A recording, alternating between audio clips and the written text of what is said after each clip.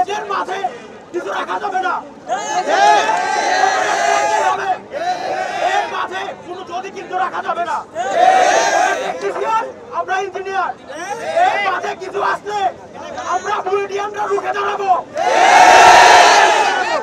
যারা প্রকৃত প্রকৌশলী হওয়ার যোগ্যতাই রাখে না, তারা তখন সহিংসতার মাধ্যমে প্রকৌশলীর আসন ছিনিয়ে নিতে চেয়েছিল। বাংলাদেশের জুলাই অভ্যুত্থানের পরেও তারা সেই একই ধারা অব্যাহত রেখেছে।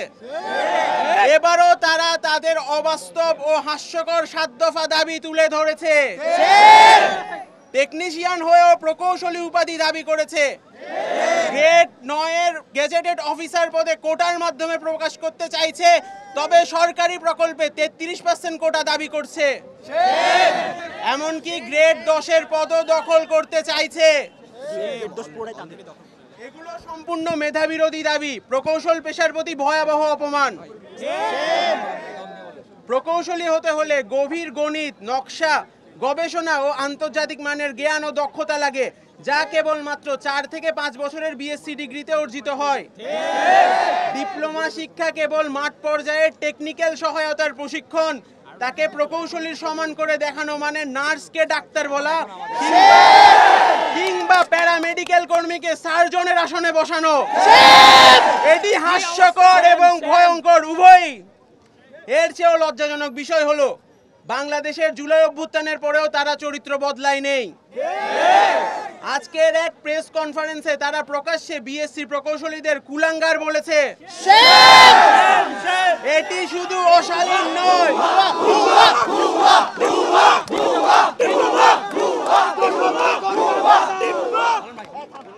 এটি শুধু অশালীন নয়, সরাসরি প্রকৌশল শিক্ষা ও পেশাজীবী সমাজকে অপমান করা। যারা নিজেদের অযোগ্যতাকে আড়াল করতে গিয়ে কটূক্তি ও গালিগালাজে নামিয়ে আনে, তারা নিজেরাই প্রমাণ করে যে তাদের কাছে না আছে যুক্তি, না আছে মেধা, না আছে দায়িত্বশীলতা।